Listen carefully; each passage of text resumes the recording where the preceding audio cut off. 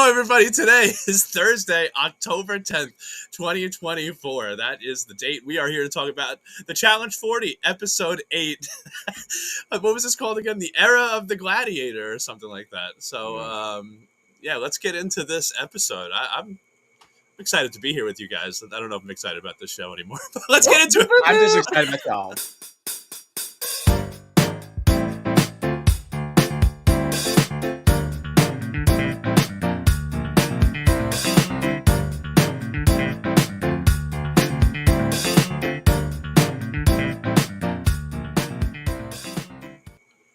All right, my name is John Dunphy. I'm not John Dunphy Baham here, though. What am I doing? I'll have to fix that.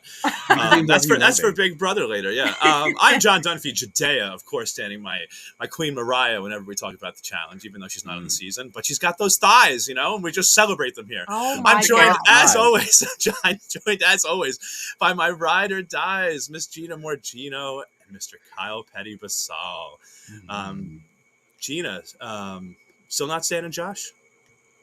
I don't know who I am here. All right, wow, I'm surprised. I feel like Martinez was always a given when we did challenge. Right. I think that speaks volumes to the deplorable nature of Jay Martinez. He didn't do anything wrong to me. I just mean, exists. That's wrong enough. He was kind of a jerk at House Chops. That's all I'm going to say. I don't agree, but okay. I mean, you dropped his name, so I don't know. But anyway, we are Strat Chat. Yeah, we are Strat Chat, your favorite reality TV podcast. Find us on the show's socials at Strat Chat Pod. All right, let's get into this episode. Actually, so Kyle, you weren't with us last week. You were doing this week, because me and Gina talked about this on Monday, right? Yeah. Which honestly feels like 2 weeks ago somehow, but it was feels only 3 so days long ago. ago. It's really crazy. But so you missed last week. I know you got caught up on the episode. Any thoughts on that? We were right? When me and Gina said nothing happened. It was very boring. Right. I was like, oh gosh, why is he asking me about this episode? I don't remember a single thing. Because I don't think really anything did happen. I just think I thought it was sad to see Tina go the way that she did. I'm glad that she got to discuss some of her culture and how important it was for her to be there in Vietnam. And I really hope that we see Tina again. Her exit made me sad because I understood where she was coming from and why she was upset that she was a target and she was going in and everything like that. But at the same time, I wish that she understood a little bit more. At this stage, it's really not about friendship anymore. Like, that's not what it is. That's how y'all used to play. That's not what it is. At the end of the day, it doesn't matter how much people like you. Era 1 has no numbers, and this is a numbers game. So that's why you're there. It really has nothing to do with you. You just kind of get dealt a bad hand. And I just wish that she could have kind of seen that for what it was, because it just felt like she took it very personally, and I don't think that she should have. Rachel was already the last target, if I remember correctly. She was the last target, so there was no other option but to select her. So, like, it's not, I don't think this happened. It happened to her, but it wasn't so much about her. And I don't even remember what man. Oh, Jarrell. Oh my gosh, I'm so sorry. Jarrell, and I love Jarrell. I do love Jarrell. I don't accept the disrespect to King Kyland. I love Kyland down. That's been my man for years. And if I wasn't already booed up at Ferris, like, I would be, Kyle Petty Young. But fair enough. Yeah. So I didn't appreciate the disrespect, Mr. Taylor. But it didn't surprise me that Kyland won. The smoothing of the sand, I thought, was excessive. Like, what are we doing? It's almost as if, like, of all the things to waste time with, like, right. This thought, love to know what you think as we continue to cover this episode, but there's a part of me that started to think that Era 1 kind of gave up. They gave up. It's almost like they kind of knew that, like the writing was on the wall. So said Destiny's Child. And Darrell smoothing this sand so much, it's almost like, I don't think he intended to win.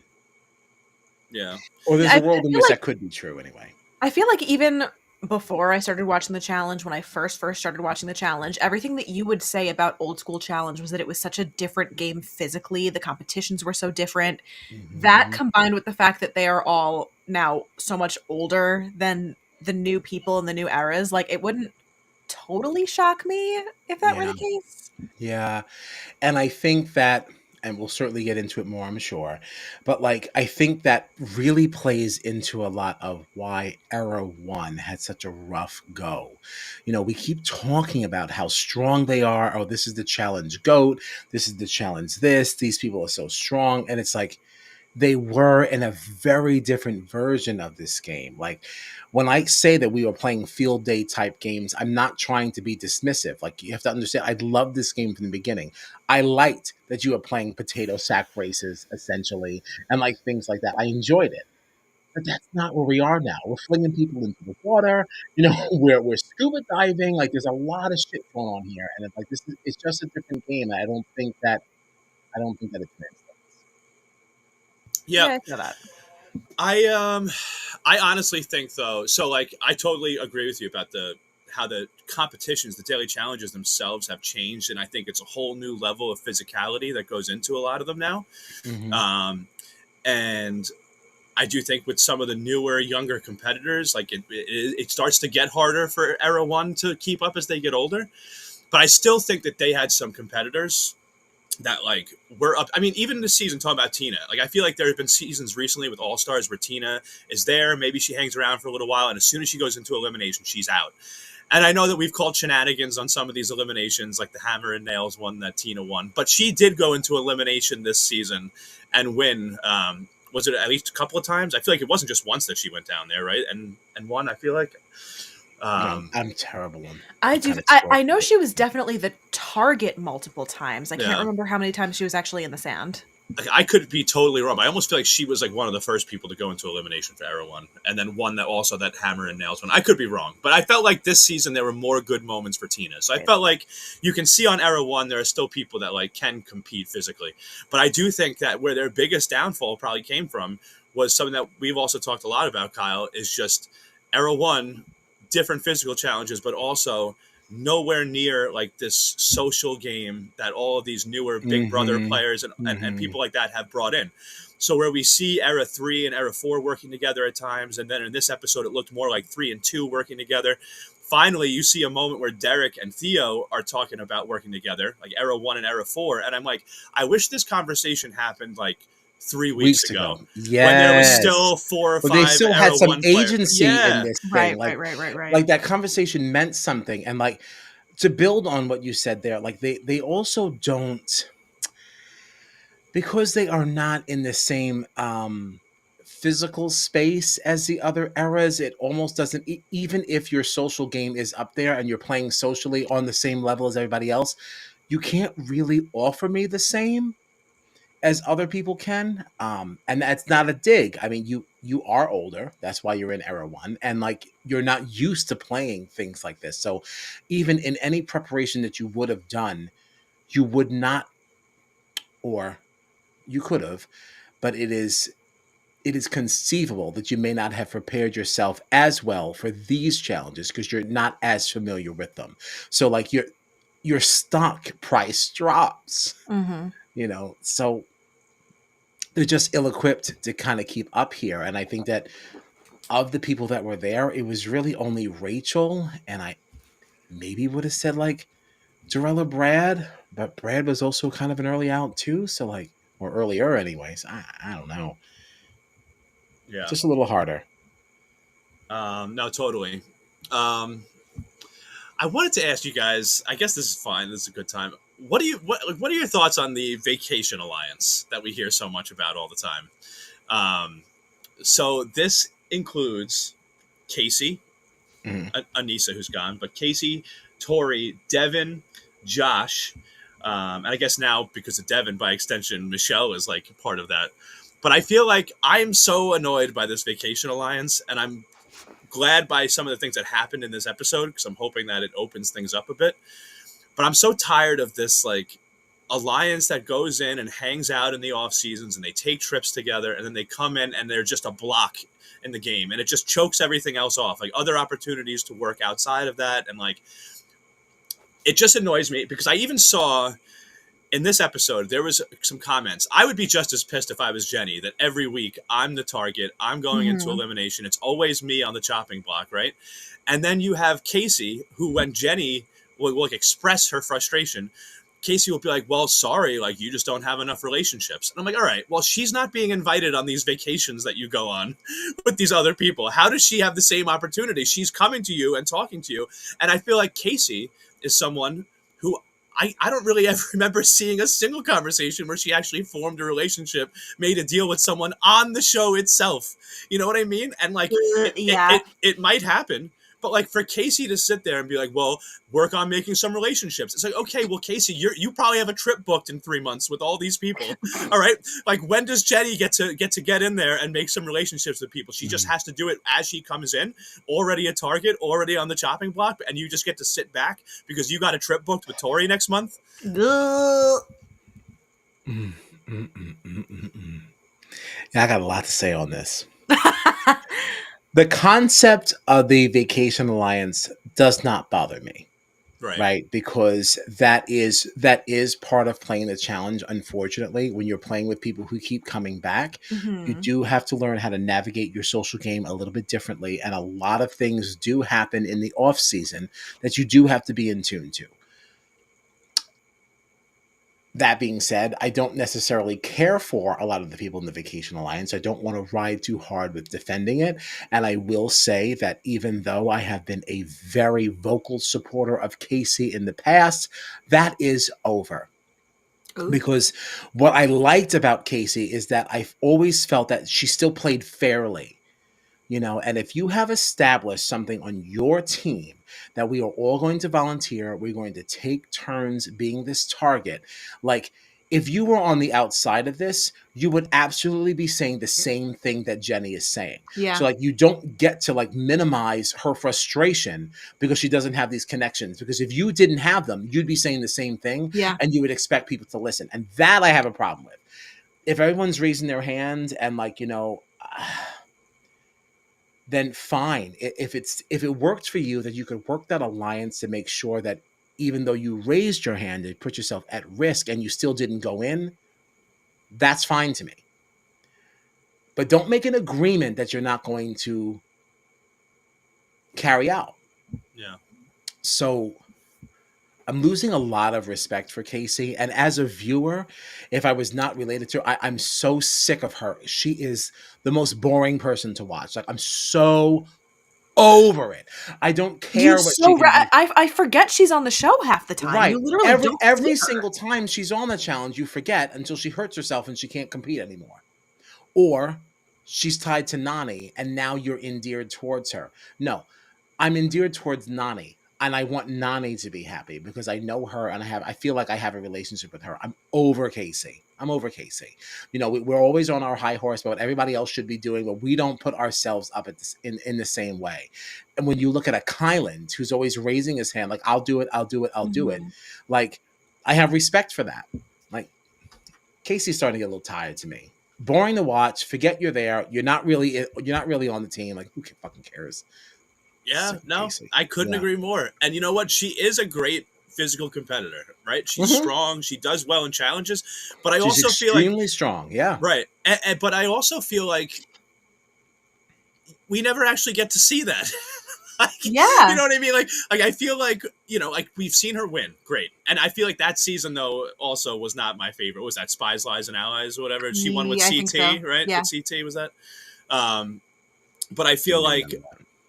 I feel like we've seen her do well in challenges in the past, but we barely get to see that because she's so insulated, I guess. We never see her actually having any game talks, making any deals.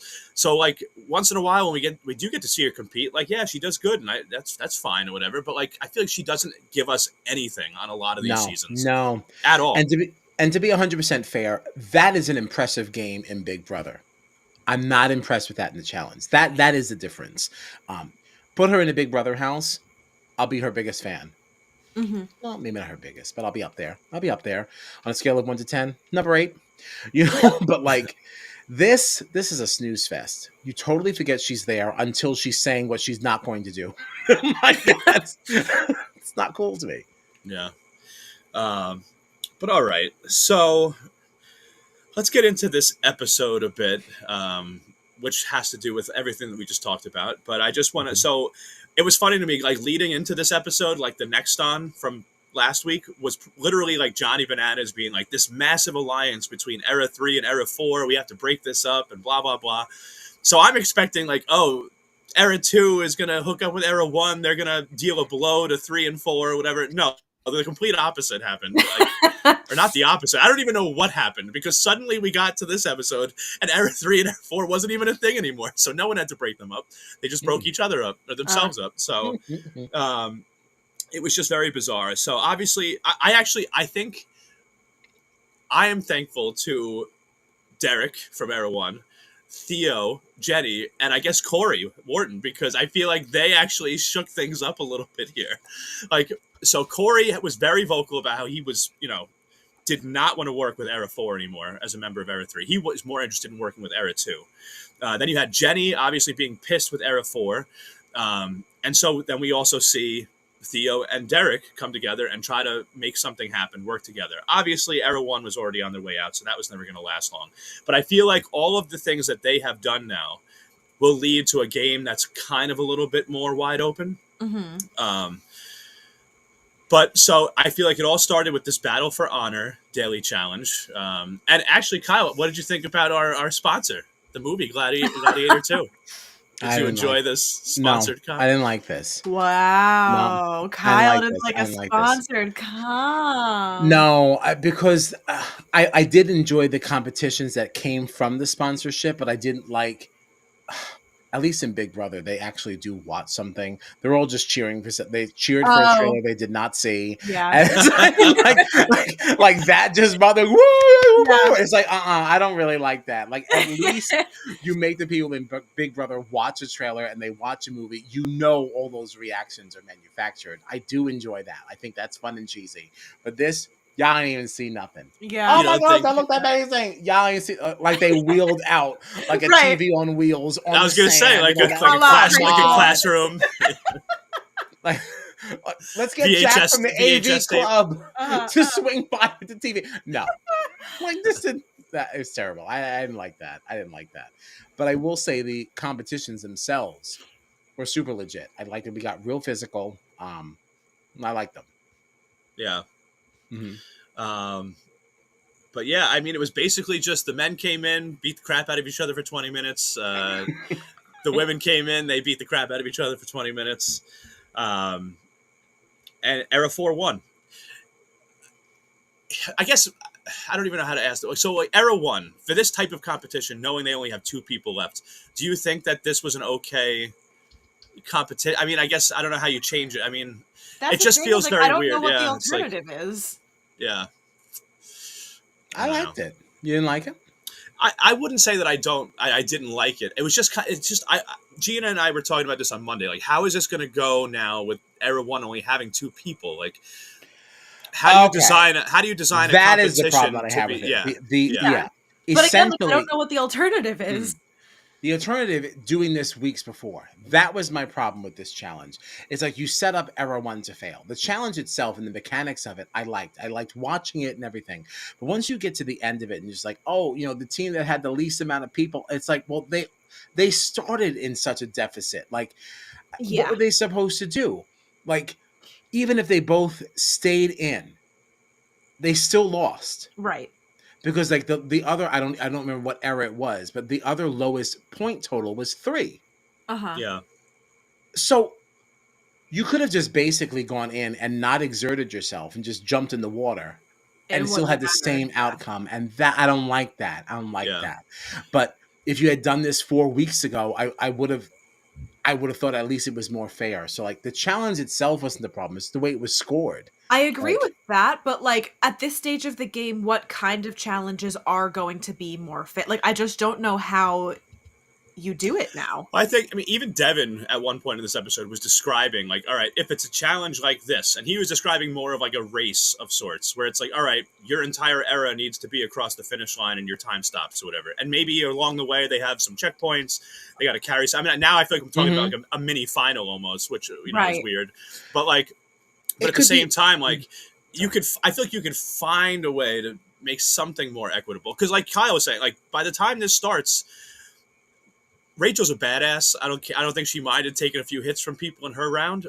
But technically, based on the rules, there was no point in her actually playing in this, because both at the end of round 1, when the men finished, both era 3 and 4 had 2 people left standing there because Derek got knocked out. Go hop in the drink. Yeah, going into the women's round, it's only possible for era 1 to have 1 player left if Rachel makes it through all 20 minutes. So they've already lost. Right. Like, even after 1 round, like, it doesn't make any sense. Like, no, I mean, if you did some kind of a race and you said, or even if it's a race, it doesn't have to even be like a physical race, because you're like, how quickly can you solve this puzzle? How quickly can you do this? And take everyone's individual times and put them together and give the average. That's the team average. Like, that is either at least that's a little bit more fair. Like, granted, you only have 2 people, you're at a disadvantage. I would say to that, tough nookies, you know, because that's just kind of how it shakes out. But like, when you do this, you already started at like, I mean, these people had, I mean, well over 5 people each team. Yeah. What was that? And it was just another case of, you could have chosen how this ended in so many different ways, and you chose that. Yeah. You could have gone, you could even said time, you know, because Rachel certainly outlasted other people. That doesn't mean anything. It's like, so like you said, she was dead in the water before she started. Like, that's not cool. Like that makes me not want to watch this show anymore. It's like, because what are we doing? There's no floor anymore. Right. So what's the point? Right. If there's no parameters that we're working around and we're just going to pick and choose how things go the entire time, then you might as well just write out the entire season and say how you want it to go. Yeah. Like, this is not. Yeah. And like, what does Rachel's game from here look like? Like, how does she compete alone in any daily challenge now? Like I don't get it. Like, and I have a minute and a half left in that last episode, so I didn't see how that ended in terms of how the targets and things went. So I can't wait to get to that part of the conversation. But like, as far as I know, like, I don't know what she's supposed to do. They just left her alone? They didn't merge her? Yeah, no, she's just the target now. So basically, you know, she won and Corey won. TJ told them to pick targets. They started with era 4. We got 2 targets in era 4. We got 2 targets in era 3, 2 in era 2. And then TJ said, all right, Rachel, go back up to your podium where your team is no longer there because everyone's out. And when they were like leaving, Rachel was shown as the target for era 1, and then the 2 targets for era 2, 3, and 4. So it's like, she just won an elimination. She named the targets for all the other eras, and now she's alone on her team and is also a target, even though she should technically be rewarded for just winning. Right, like, at least like, stick her on another team. Like, let her pick where she'd like to go then. Yeah. Because like, what then happens? So does if her era, or she's selected now to go in next, the man gets a freebie?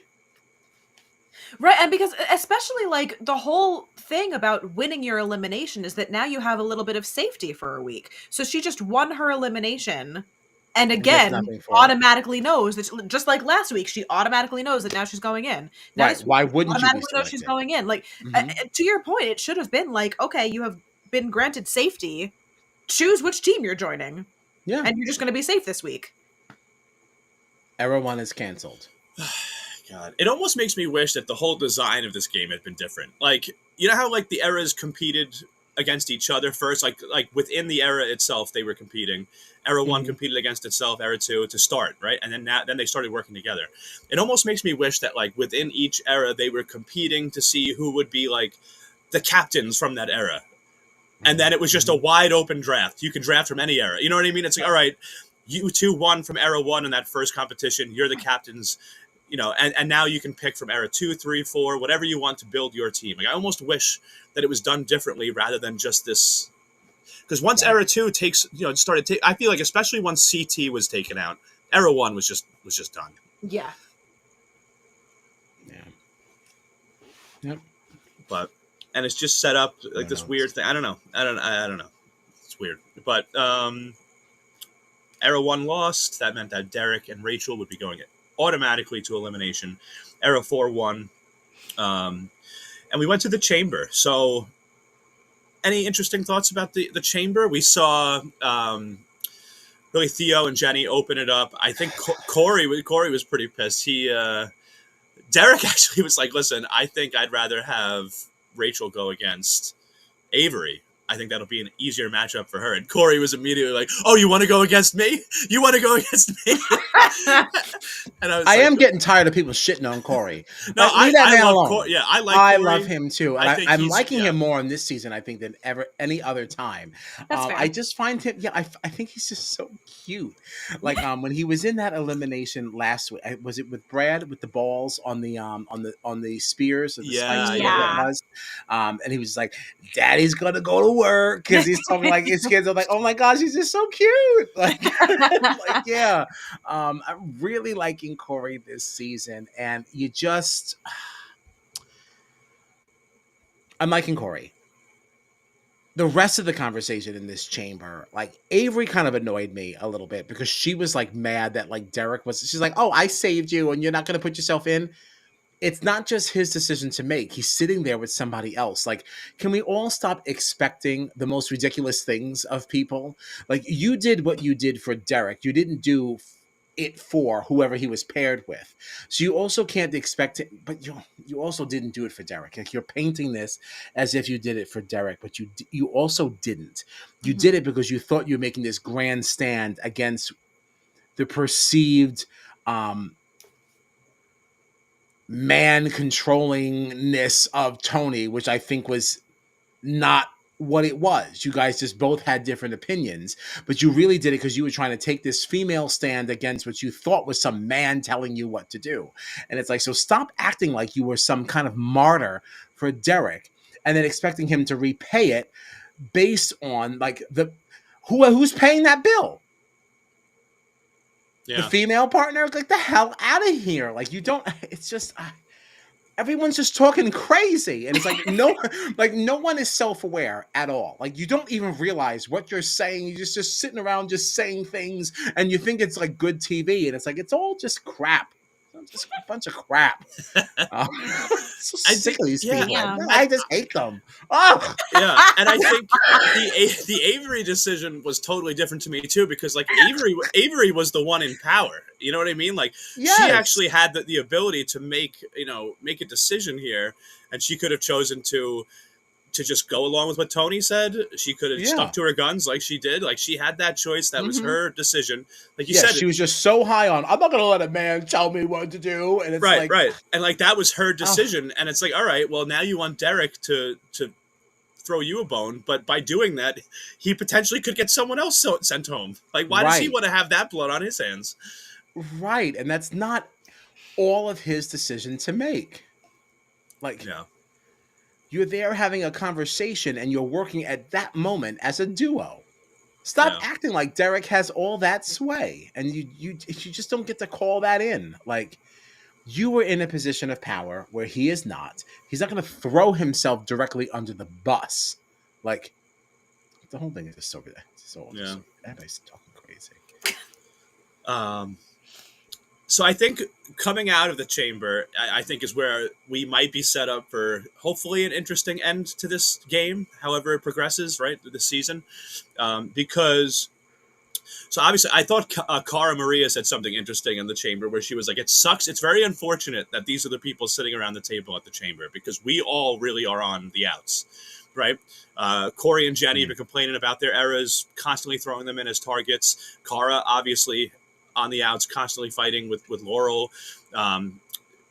Derek and Rachel, clearly, the only people left in their era. Even Theo, I feel like, is kind of like, he's got ties to Cara Maria. Like, I don't think that he's necessarily thought of high up in the pecking. He's part of Era 4, which has done very well, but he's not in that Vacation Alliance. Everyone sitting at that table was kind of in an unfortunate position because it was one of them going home, and they're all kind of at the bottom. Like there was no really big power players, I felt like, in this chamber. But so Theo and Jenny went in thinking, all right, you could tell right away they were leaning towards putting Corey and Avery in. But they didn't want to be the ones solely getting that blood on their hands. So they decided to pitch, let's have an Era 4 meeting. Let's make this a team vote. And Theo admitted they wanted to manipulate a little bit, talk people into this being the best idea about throwing Corey and Avery in. But what was funny about this is that now you've got people like Casey and Josh actually being put into like sort of an uncomfortable situation. Because you got Corey going after Corey hears that, oh, Josh and Casey, they were okay with sending him in, and Tori gets pissed about how like Josh and Casey aren't doing what they want, and you've got Michelle going to Devin and Devin getting pissed about it, and Devin actually now talking about possibly trying to do whatever he can to ruin Casey and Josh's games. And the reason I'm excited about this is that we're actually seeing this Vacation Alliance have some issues with each other. Face some adversity, yeah. So, I don't know. All of this stuff between the chamber, the team vote, the drama with the Vacation Alliance, like, any thoughts on this? Could it help improve the season? Yeah, it could help to improve the season, and I'm glad you brought that up too, because there were some conversations that happened in the last episode as well. People who don't put themselves at risk, Casey, even Michelle at that point, like because that was like the last episode. Everyone has such strong opinions of what should be going on, but they're not putting themselves at risk. So I don't feel like you have any right to comment on what should be going on if you're not raising your hand. If we are True, all... the people who are the loudest are the ones that just sit there and allow things to happen around them. Yes. And get pissy about the fact that people Absolutely. do what they want. You're not raising your hand. We all said that we were going to take turns being the target. If you're going to take turns being the target, then I do think that everyone gets an equal vote in the decision making in terms of who goes down. But if you're not going to put yourself up, then you don't get a vote anymore. And that's Casey. That was up until this point. Really that playing. was Michelle. Right. You don't get to say these things. I will also be fair and say that, like, John has been saying that, like, I find Michelle a little bit less irritating because she's not linked to Jay. I am on board with that. I'm starting to like her. We are not a stan. I am not calling her Queen Shell. So get out of here, Blevins, before you start with your bullshit. I'm not going to hear that. Okay. I'm a warm 3 out of a scale of 10. That it's better than the -2 that I was at. Yeah. Although, but I will say that her relationship with Devin is annoying me a little bit here. I just don't like Devin. It's annoying me, but it's really only annoying me because of Devin. I will say it's not Michelle's fault that it's annoying me, although there was a moment where they were kind of deliberating in this last episode, and he was laying back in them red shorts. Oh, my goodness gracious. That might be something that we have to revisit. Oh, my God. Devin is hot as fuck. Okay, like I have to just leave that one there. Devin is fucking hot. This stream is gonna end, and Kyle will be subscribed to Devin's OnlyFans momentarily. Could never be me. It could be me. It might be me. I just thought it was funny too, people getting pissed at Theo and Jenny, because I feel like we were talking about earlier about Casey being like, well, Jenny, you got to form some relationships. And it's like, well, maybe you should have formed a relationship with her, Casey, because now she's doing things that you don't want and getting pissed at you for it. And it's like, what do you expect her to do? She's trying to tell you about her frustration about how her own team keeps like throwing her in. So of course she's going to go work with someone else. And it's because because now it's something that you don't want. You wanted her to work with Era 3 instead of Era 2, but she went with Era 2 after you've been screwing her all season. Yeah. I'm sick of the Jenny hate. She's and it makes me wish that, center, Yeah, it makes me also wish that we were not voting like the men select the women targets and the women select the men. Reverse that shit. I want to see Jenny say Casey, because you know she would. Because I Yeah. think that would be so much more electrifying, because we're going to have some bones to pick here with the people that did not raise their hands. So I think that would have made this whole season so much more exciting. If you see some biting, can you imagine the fights that would happen on every single era? Yeah. Because people would be fighting over things that never happened. You know, you were selected as a target, you never even went in, but you're still salty about the fact you were selected in the first place. I mean, the amount of back and forth. So when you finally do get rid of this whole era concept, my gosh, the infighting. Like, it doesn't matter if you came in with any crap. You've got plenty from what we just did. It would have been so good. Yeah. Yeah. But, yeah, no, I get the whole concept of the battle of the eras. I do, but I feel like the way it's poor played out is execution. just very poor. Yeah, like I would be totally cool if you were like, these are our 10 challengers from this era, 10 from this era. But why do they have to just stick on these? I'd rather just it be an open game. Where I'm hoping that that's what happens now, even though they didn't say that with the whole Rachel situation. Just shut it down now. Let everyone just play the game for themselves, because I bet you no one's going to be selecting Rachel at that point. Yeah, no one wants to see her. No, she will beat your fucking ass Yeah. into the ground. All right down to Chinatown. Oh yeah. Speaking of Rachel beating ass, we had an elimination, and this was a pretty wild elimination. Fate of the Gladiators. Yeah.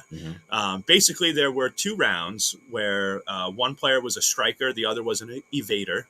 The striker had boxing gloves on, but also was blindfolded.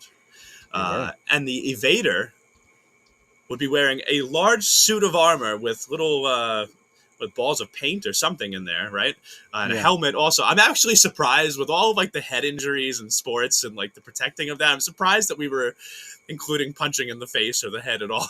I get it. Like, it could happen because the person's blindfolded, so you might get hit. But like the fact that there were actually targets literally on the face and head, like it was just a little like, really? But what did you think of this this elimination? First of all, this Fate of the Gladiators. Did you like this? I did. I did like this one. Yeah, I thought this was very intense. I liked this a lot, actually. Avery did not do a good job evading. Oh my god! I feel like she gave baby up. girl, block. Yeah, just block a little bit. Some of those shots to the head too that Rachel was giving her were rough. Like, I wouldn't be surprised if she was just like not even all there when she had to. It wasn't even just be the striker in the next round. Like it wasn't even just her face that like there were targets all over her body, and she was just like kind of like trying to avoid it like by not being in the way. But it's like just literally cover yourself, just block her. Just do anything. I forget Rachel who it definitely was, did. Sorry, go ahead. I was gonna say Rachel did not have to keep like pummeling her in the head though.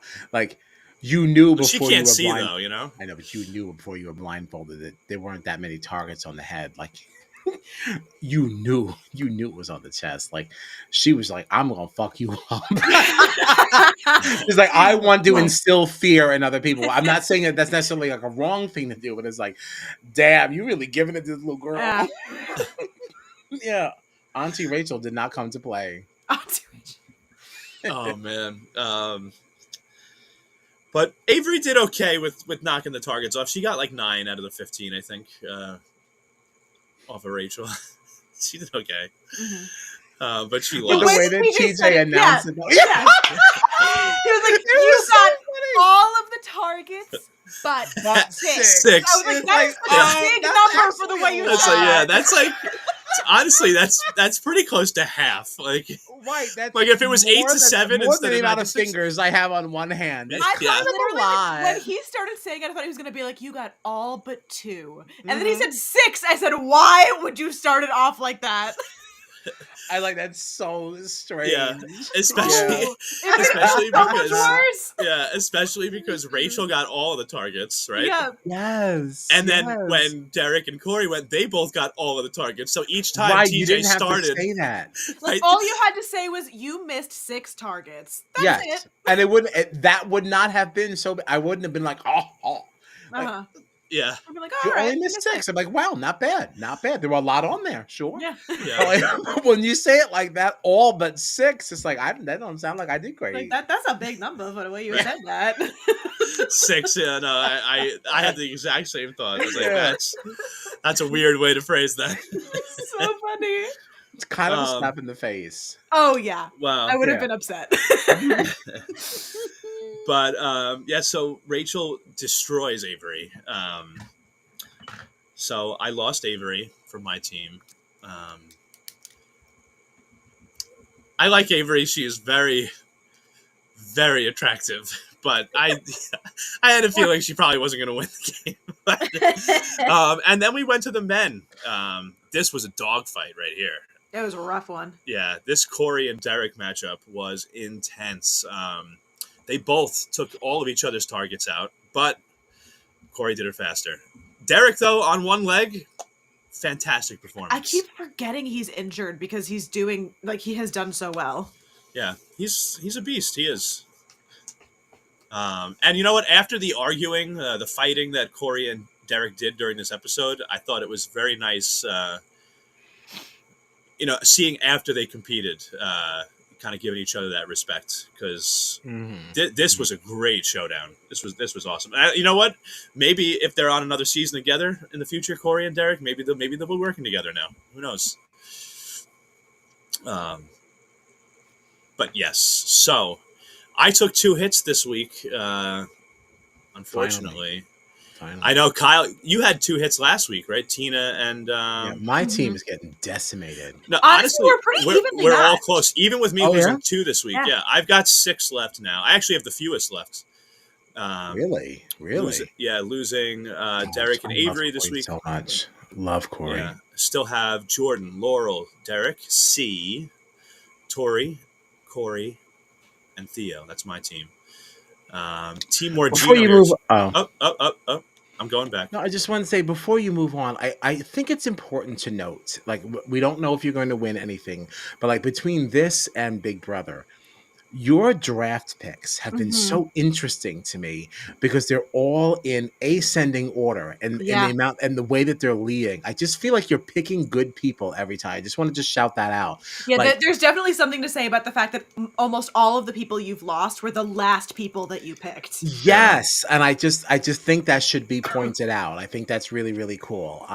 So even if you don't win, you're definitely picking smartly. So kudos to you. Thank you.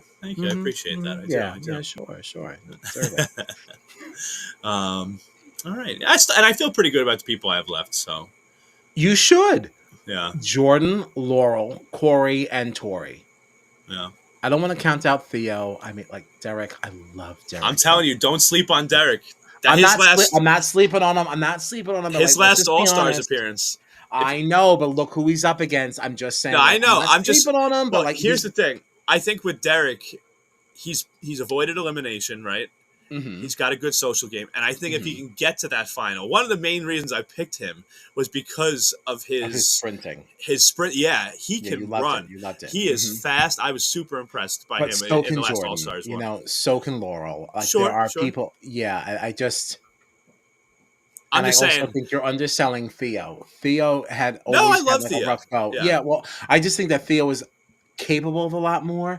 I think that he came into this game during that whole Worlds thing, and that kind of set him up in a rough position, like socially.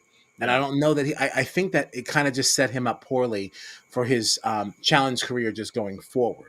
You know, because anybody that was in those World seasons that were not American, you were not really designed to win. That's your Jennies of the world. Unless you were somebody like an absolute beast freak like Turbo, you weren't going to win.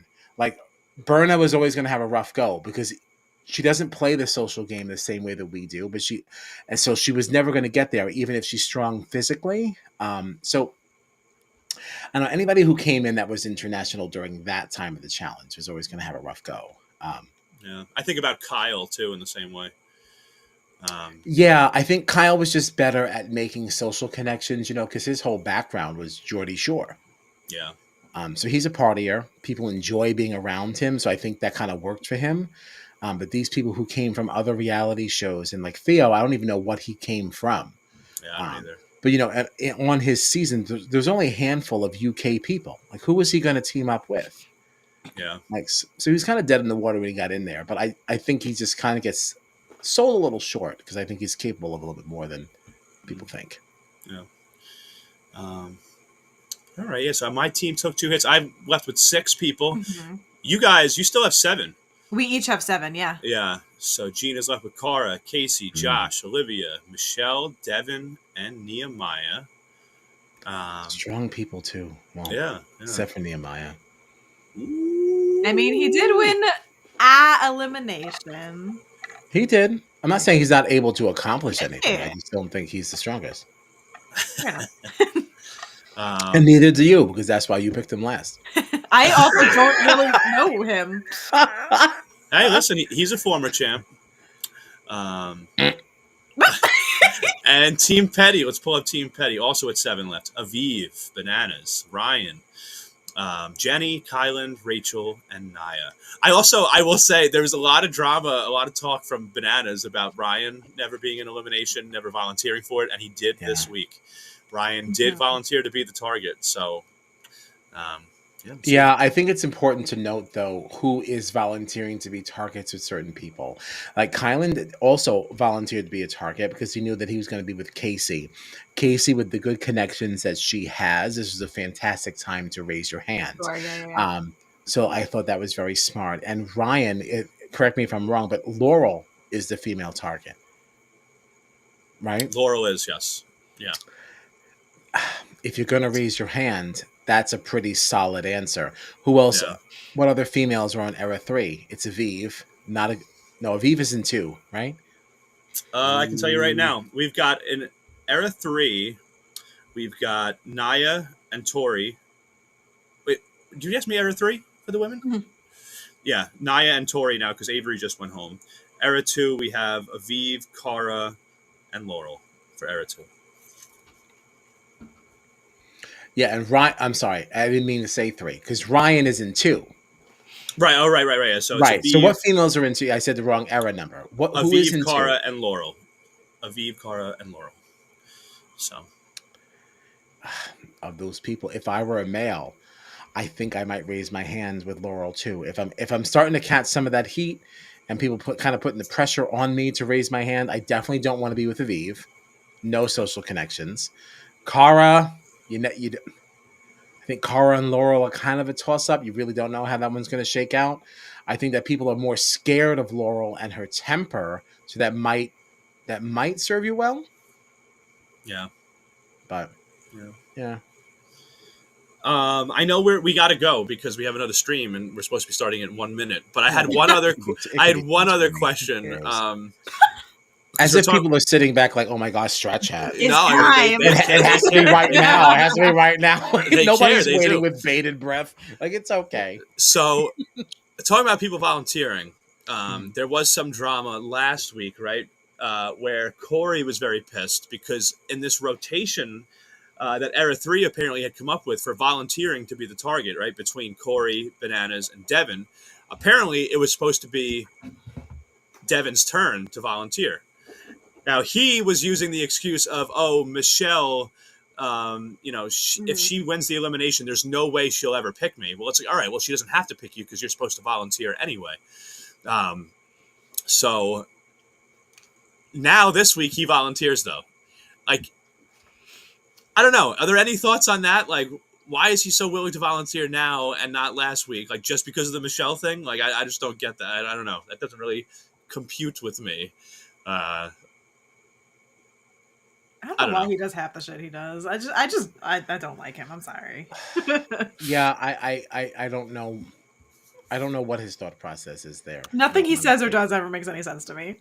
I mean, so the other target from that era this week coming up will be Tori. Do you think that has to do with the same sort of thing? Tori having the connections?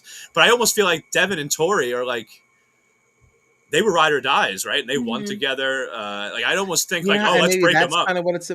Maybe that's. Yeah, I don't know. I almost think that's almost more of a risk for them than other people that would volunteer in certain areas Right, 'cause based on people who the other already target see is. you as a package. Yeah, so I don't know. It's just weird.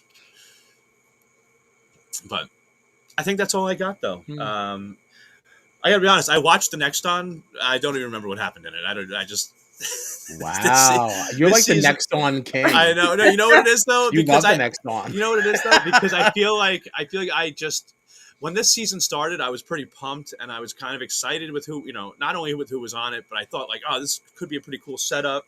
I thought like the first few episodes, I felt like I was into it, and then over the last few, I've just been like, oh my god, like how long is this season going to be? So like watching the next time, once this episode ended, I was like, all right, I can't wait to talk about Big Brother. You know what I mean? And so I was And like, that's so funny that you say that because like there's so little to say about Big Brother right now. I literally was watching the episode like, what are we going to talk about?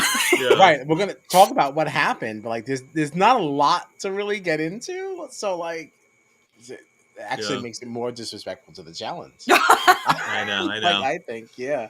Damn. Sorry, But- chows. Chow. Well, I mean, we'll see what happens. Wow. I hope next week is great. Maybe it'll be great. We'll see what happens. Yeah. But okay, after this we'll probably take a very brief intermission, right? Yeah, I would say probably 10:25. That gives a nice solid 7 minutes. Okay. Have a tinkle, stretch. Yeah. Yeah, All right. so So 10:25, about 6-7 minutes or so. We'll be jumping back on stream to talk about the latest week of Big Brother 26. We're going from Final 4 to Final 3, so that should be fun. Hopefully you'll join us. If you do not, please at least find us on the socials at StratChatPod. We're on all the social media platforms out there except for Blue Sky. So don't look for us there, but look for us everywhere else. All right. We'll be back with you. Yeah. We will be back with you soon, folks. Thank you for hanging out for Challenge.